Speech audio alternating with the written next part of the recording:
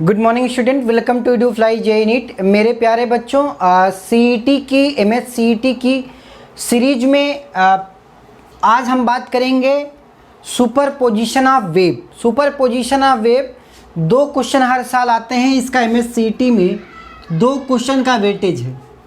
ठीक, तो हम 2019 से पहला क्वेश्चन बात कर रहे हैं। करा the fundamental mod the time required for the sound wave to reach up to the closed end of the pipe filled with air.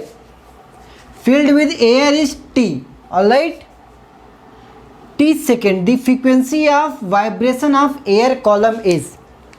तो आज आपने बेसिक कॉन्सेप्ट क्या पढ़ा है? बेसिक कॉन्सेप्ट क्या है कि अगर कोई एयर कॉलम होता है तो इसको बोलते हैं फंडामेंटल फ्रीक्वेंसी। इसको क्या बोलते हैं? Fundamental frequency. क्योंकि यहाँ पे एक बात बोला है कि वन एंड ओपन है और वन एंड क्लोज्ड है। तो अगर ये वन एंड ओपन है, ये वाला क्लोज्ड एंड है यहाँ पे, तो आपको पता होगा कि ये ओपन और ये क्लोज्ड, तो इनके बीच की जो दूरी होती है, इसका जो फंडामेंटल फ्रीक्वेंसी होती है, जिसको एफ नॉट बोलते हैं, डेट इज V/4L होती है। V/4L कैसे आता है? यहाँ पे ये वेवलेंथ λ/4 होती है, फिर V = f लैम्डा लगाते हैं, वहाँ से f की वैल्यू क्या आती है? V/4L। समझाने के लिए बता दूँ, इनके बीच में ये λ/4, तो लेंथ इज इक्वल टू यहाँ पे क्या दिया है? λ/4। तो लैम्डा बराबर क्या हो जाएगा? Lambda is nothing but 4L। आपको बेसिक इक्वेशन क्या पता है? V = f lambda. तो V = f लैम्डा। सो ये फंडामेंटल फ्रीक्वेंसी है, तो यहाँ पे f नॉट लिख दिए इंटू लैम्डा। तो मुझे f नॉट चाहिए था, तो f नॉट बिकम्स V/λ। अब लैम्डा की वैल्यू किसके बराबर है? 4L के बराबर है, तो वैल्यू क्या आ गई? V/4L। तो ये स्टैंडर्ड इक्वेशन है, ये याद होना चाहिए। इसको बोलते हैं fundamental frequency. One and open है, वन एंड क्लोज्ड है। बात यह है कि पूरे, अब इसका जो फंडामेंटल फ्रीक्वेंसी है और यहाँ से यहाँ तक अगर v वेलोसिटी पूरे लेंथ में ट्रेवल करती है, मान लो length of the organ pipe जो है वो L है, टोटल लेंथ इज L। तो अगर यहाँ पे जो समय लग रहा है उसके बारे में बताया है, filled with air is t second, so t बराबर L/v। सो यहाँ पे ये t की वैल्यू है L/v। एफ नॉट की वैल्यू क्या हो जाएगी? एफ नॉट बराबर यहाँ पे L/v की जगह पे, सो L/v is nothing but V/L की वैल्यू लिख सकते हो। V/L बराबर V/L, अगर यहाँ क्रॉस मल्टीप्लाई कर लें तो V × t बराबर L, या V/L is nothing but 1/t। तो यहाँ पे एफ नॉट की जगह V/L की जगह 1/t लिख सकते हैं, तो 1/4 × t लिख दिया। तो हमारे पास यहाँ पे ये फंडामेंटल फ्रीक्वेंसी, आप यहाँ पे ये पूछा है टाइम की वैल्यू। अगर यहाँ पे देखें, मुझे पूछा है फ्रीक्वेंसी की फंडामेंटल फ्रीक्वेंसी क्या होगी। ऑलराइट, तो यहाँ पे V/L नथिंग बट t दिया है, तो t⁻1 यहाँ पे एफ नॉट की वैल्यू क्या आ जाएगी? 1/4 t⁻−1। ऑलराइट, या ऐसे इसको ऐसे लिख सकते हैं 4t⁻−1। 4t⁻−1। सो यहाँ पे 4t⁻−1, ये आपके पास क्या आ जाएगा? This is the fundamental frequency of the air column. So option कौन सा सही है? D option is. हम बात करते हैं क्वेश्चन नंबर 2 जो 2019 में ही आया हुआ है, वो पढ़ते हैं। अगर आप नोट्स बनाना चाहते हैं तो नोट्स भी बनाते चलें, क्योंकि आपके लिए फ़ायदेमंद रहेगा। क्या कह रहा है? The equation of a progressive wave y = a sin 2π/bt - cx, the maximum particle velocity will be twice the wave velocity. Maximum particle velocity is the twice the wave velocity. और चार ऑप्शन दिए हैं, तो कैसे solve करेंगे? Standard equation आपको पता है क्या है? y = a sin 2π/bt - cx। अगर प्रोग्रेसिव वेव की स्टैंडर्ड इक्वेशन आपको पता होता है, क्या होता है, y equal to a sine omega t minus k x, ये प्रोग्रेसिव वेव की इक्वेशन होती है, स्टैंडर्ड इक्वेशन। तो यहाँ से अगर ओमेगा कॉमन ले लेते हैं तो ए साइन 2 पाई कॉमन ले लें, 2 पाई कॉमन ले लिया तो यहाँ पे क्या बचा, f इंटू टी बचा, और यहाँ क्या बचा, माइनस के बाई 2 पाई इंटू एक्स बचा।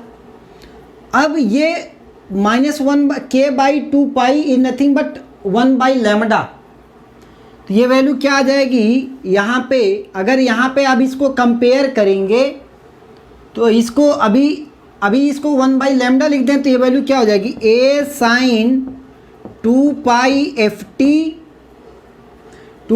F T minus X by lambda, ये आ गया आपके पास। अब ये स्टैंडर्ड इक्वेशन हो गई। अगर इस स्टैंडर्ड इक्वेशन से आप ओरिजिनल इक्वेशन जो आपको गिवन है वो कंपेयर करेंगे तो एम्पलीट्यूड की वैल्यू ए बिकम्स स्मॉल ए, एम्पलीट्यूड ए की वैल्यू स्मॉल ए, और क्या दिया है, फ्रीक्वेंसी की वैल्यू बी है, so frequency is nothing but B. और क्या पता है, C is nothing but 1 by lambda, C is nothing but 1 by lambda. अब ये 3 चीज़ें आपको पता है। अब स्टैंडर्ड जो बातें बोल रहा है उसमें देखें, the maximum particle velocity will be, तो पार्टिकल वेलोसिटी क्या होती है, velocity of particle is nothing but A omega, velocity of particle is nothing but A omega. अब ए ओमेगा, ए की वैल्यू स्मॉल ए ओमेगा बराबर 2 पाई एफ, एफ की value frequency कितना दिया है, बी दिया है, फ्रीक्वेंसी क्या दिया है, बी दिया है, तो ये पार्टिकल वेलोसिटी हो गई। ठीक है, अब वेव वेलोसिटी क्या कह रहा है, वेव वेलोसिटी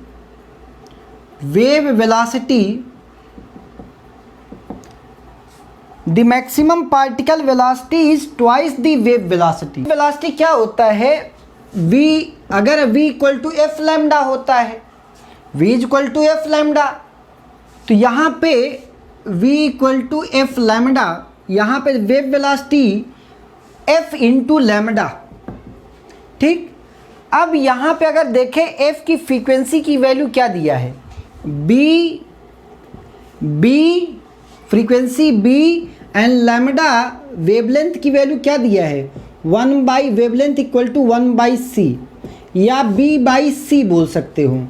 तो हमें वेव वेलोसिटी भी मिल गया, पार्टिकल वेलोसिटी भी मिल गया। अब लेकिन कंडीशन में रखना है, कंडीशन में कैसे रखना है, कंडीशन में maximum particle velocity is twice the particle velocity 2 pi A B, the maximum particle is velocity is 2 times of wave velocity nothing but b by C. Alright, so b and b gets cancel out, 2 and 2 gets cancel out, तो यहाँ से c बराबर क्या आ जाएगा, c is equal to 1 upon pi into A B, pi into A. हमारे पास answer ऐसा कोई है, c is equal to 1 upon पाई है, यस, ऑप्शन 3 इज करेक्ट। तो ऐसा भी क्वेश्चन आया है, बेसिक स्टैंडर्ड इक्वेशन को यूज करते हुए आपको पार्टिकल वेलोसिटी, वेव वेलोसिटी इस तरीके से निकालना होगा और रिलेशन देखना पड़ेगा।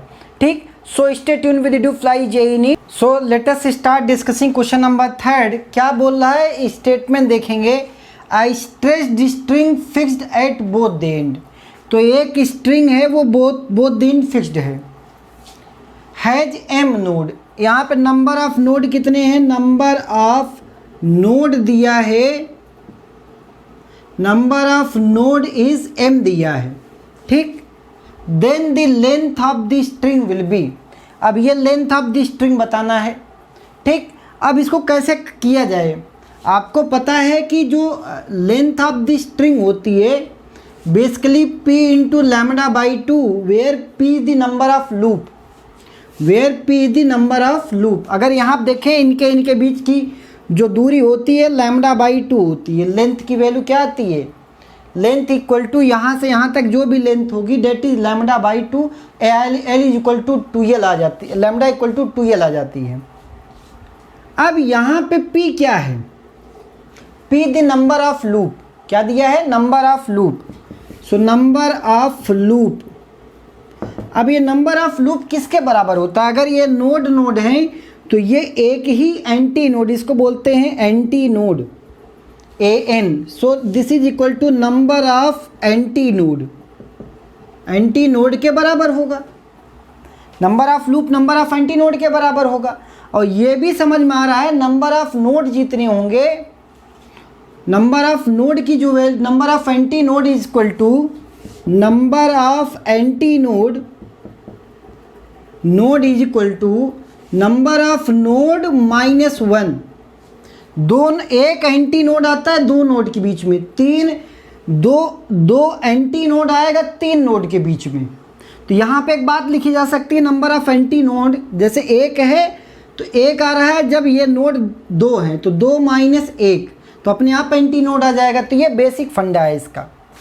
अब हमें यहाँ से क्या चाहिए था, लेंथ ऑफ द ट्यूब चाहिए था। तो P की जगह हम, P किसके बराबर है, नंबर ऑफ एंटी नोड, और नंबर ऑफ एंटी नोड किसके बराबर है, m-1 के। तो हम एक बात लिख सकते हैं, L is equal to P की जगह हम क्या लिख सकते हैं, m-1 into lambda divided by 2 लिख सकता हूँ। तो यही हमारा length of the tube, length of the string हो जाएगा। तो कौन सा ऑप्शन है, m-1 lambda by 2, option A is correct. तो ये आसान सा क्वेश्चन आया था। ठीक, बात करते हैं क्वेश्चन नंबर 4 की। क्वेश्चन नंबर 4 में क्या बोल रहा है, स्टेटमेंट पढ़ेंगे, उसके बेसिस पे आगे बढ़ेंगे। क्या बोल रहा है, I stretched wire of length 260 centimetre is seized in a vibration, it is divided into 3 segment, 3 segment divide किया गया है, whose frequency are in the ratio of 2, 3 and 4। आपसे पूछा है their length must be, 4 length का ratio बताना है। तो आपको फ्रीक्वेंसी के बारे में क्या पता है, frequency is equal to P divided by 2L under root of T by mu, यही पता है। Where P the number of loop. फिलहाल हमें इतना पता है, जो फ्रीक्वेंसी होती है it is inversely proportional to L होती है। तो अगर frequency F1 ratio F2 ratio F3 दिया है, ये रेशियो दिया है, तो लेंथ का रेशियो लिख सकते हैं L1 ओवर L2, L3 का रेशियो क्या लिख सकते हैं, ये रेशियो अगर 1/2 रेशियो 1/3 रेशियो 1/4 हो जाएगा, क्योंकि इन्वर्सली प्रोपोर्शनल है। तो L is inversely proportional to F, तो ये वाला रेशियो आ जाएगा लेंथ का। अब L1 की जो वैल्यू होगी वो क्या होगी, अगर इसको थोड़ा और सिंप्लीफाई कर लें तो ये 12 LCM ले लेंगे, 2 छक 12 6, 3 चौक 12 4, 4 तिहाई 12, तो इसको ऐसे भी लिखा जा सकता है 6:4:3 का रेशियो है। तो L1 की जो वैल्यू हो, L1 ratio L2 ratio L3 का रेशियो ये है। अब L1 की वैल्यू क्या लिखी जा सकती है भाई, टोटल लेंथ कितना है 260 सेंटीमीटर है। अब आपको लेंथ L1 की वैल्यू लिखनी है, तो L1 बराबर 6 divided by number of 6 + 4 10 10 + 10 + 3, so its value comes to be out 6/13, 6/13 into total length आपके पास कितना है 260। ठीक, तो 13 दूनी 26 और 6 दूनी 12, 120 सेंटीमीटर ये लेंथ क्या हो जाएगी, L1 हो जाएगी। अब L2 की वैल्यू कैसे लिखोगे, L2 बराबर क्या हो जाएगा, अगर यही कॉन्सेप्ट लगाएंगे तो 4 divided by sum of this term, तो 4 डिवाइडेड बाई 13 मल्टीप्लाइड बाई 260, तो 13 दूनी 26 और 20 दूनी 40 दूनी 4 इंटू 20 डेट इज 80 सेंटीमीटर, ये आपके पास L2 आ जाएगा। L3 भी निकाल सकते हैं, L3 कैसे आएगा, L3 बराबर इसका ratio divided by sum of this term, तो 3 divided by value 13 multiplied by 260, तो इसकी वैल्यू कितनी आ जाएगी 13 दूनी 26, 3 दूनी 6, 60 सेंटीमीटर। तो इसका लेंथ का रेशियो क्या हो जाएगा 120, 80 और 60, तो यही आंसर है 120, 80 और 60, ऑप्शन बी इज करेक्ट। तो ये भी इस टाइप के कई भी क्वेश्चन पूछा गया है, और मतलब ये मोस्ट एक्सपेक्टेड क्वेश्चन होता है। ऑर्गन पाइप में लेंथ का रेशियो पूछेगा, फ्रीक्वेंसी का अगर लेंथ का रेशियो दिया है, फ्रीक्वेंसी पूछ सकता है, या फ्रीक्वेंसी का रेशियो दिया है जैसा कि लेंथ पूछ रहा है, तो इस टाइप का क्वेश्चन आता रहता है। ठीक, तो let us solve question number 5 and in the question number 5 क्या कह रहा है, the fundamental frequency of the sonometer wire is increases by 9 hertz. 9 hertz अगर इंक्रीज होती है, if its tension is increased by, then its tension increase by 69%। मतलब tension पहले T था, इसका 69% अगर इंक्रीज होता है तो इसमें 9 हर्ट्ज फ्रीक्वेंसी इंक्रीज होती है। Keeping the length constant the frequency of the wire is, ये पूछ रहा है। तो फ्रीक्वेंसी का बेसिक कॉन्सेप्ट क्या है, 1/2L √T/μ, ये फ्रीक्वेंसी का बेसिक है। पहले फ्रीक्वेंसी F थी तो टेंशन T था। This is equation number 1। Frequency कितना से इंक्रीज हुआ है, 9 से इंक्रीज हुआ है, तो F + 9 कब, 1/2L without increasing the length of the wire. कब ये हुआ है, जब टेंशन में डेट इज 0.69T का इंक्रीज हुआ है, 0.69T या 69/100, T + 69/100 डिवाइडेड बाई म्यू, इसका इंक्रीज हुआ तो फ्रीक्वेंसी 9 बढ़ी है। सो दिस इज इक्वेशन नंबर 2। अब इन दोनों को सॉल्व करना है। क्या होगा अगर इन दोनों को डिवाइड कर दें, F/F + 9 ये बराबर √T/μ डिवाइडेड बाई, ये तो कैंसिल आउट हो गया, T/μ यहाँ पे 169T divided by 100 mu cancel, T cancel, तो √100 डिवाइडेड बाई 169। अब इसका रूट क्या होता है, ये 10 है और इसका 169 मतलब 13। तो अगर थोड़ा सा क्रॉस मल्टीप्लाई करें यहाँ पे, तो 13F is equal to 10F + 90, 10F + 90। तो F की वैल्यू कितनी आ जाएगी, 3F = 90, या फ्रीक्वेंसी कितनी हो गई, 30 हर्ट्ज। तो कौन सा ऑप्शन अपना सही है, ऑप्शन सी। इसमें यही पूछा था, the frequency of the wire is, so correct option is option C. So let us discuss question number 6। Alright, तो आप वीडियो पॉज करके भी लिख सकते हैं चीज़ों को। क्वेश्चन नंबर 6 क्या कह रहा है, a sonometer wire is uniform with tuning fork when it's stretched by weight W and the corresponding resonant length is L1। मतलब frequency of the sonometer 1/2L √T/μ। कह रहा है कि वेट पहले W था, टेंशन कितना आएगा, टेंशन इक्वल टू वेट के बराबर आ जाएगा। So this is equation number 1। दूसरा क्या कह रहा है, if the weight is reduced to W/4, the corresponding resonant length is L2। पहले L1 था, अब जो रिजोनेंस फ्रीक्वेंसी, उसी फ्रीक्वेंसी पे जब हमने वेट को रिड्यूस करके 1/ इसका लेंथ L2 रख दिया, वेट रिड्यूस किया, W/4 कर दिया, और उसका जो लीनियर मास डेंसिटी है वायर की तो सेम रहेगा, उसमें कोई चेंज होगा नहीं। तो अगर इसमें ये पूछ रहा है, अब एक बात बताना है, then the ratio of L1/L2, तो जाहिर बात दोनों रिजोनेंस फ्रीक्वेंसी है तो दोनों की इक्वेट कर देंगे, 1/2L √W/μ, this is equal to 1/2 into L2 √W/4 into new. अगर दोनों की इक्वेट कर दें, चूँकि दोनों की रिजोनेंस फ्रीक्वेंसी पे बात कर रहा है। अब देखें यहाँ से एक तो ये कैंसिल आउट हो गया, यहाँ पे L1 है तो क्रॉस मल्टीप्लाई कर लें, तो L2/L1 बराबर यहाँ पे क्या आ जाएगा, W/4 divided by W/4 nu divided by ये पूरा डिवाइड होगा W/न्यू। ऑलराइट, तो न्यू कैंसिल आउट हो गया, W कैंसिल आउट हो गया, तो 1/4, तो ये वैल्यू कितनी आ जाएगी 1/2। तो मुझसे L1/L2 का रेशियो पूछा था, तो L1/L2 बराबर कितना 2:1 आ जाएगा, अपना ये आंसर हो जाएगा। तो 2:1 ऑप्शन डी इज करेक्ट। तो मेरे प्यारे बच्चों, इस चैप्टर को हम 2 पार्ट में डिस्कस करेंगे। आज हमने यहाँ तक 2016 तक लिया है, बाकी जो 4-5 साल का लगभग 10-12 क्वेश्चन और बचे हैं वो कल वाले सेगमेंट में लूँगा। तो आप ऐसे ही तैयारी करते रहें। अगर कहीं पे भी दिक्कत हो रही है तो आप कमेंट सेक्शन में ज़रूर कमेंट करें।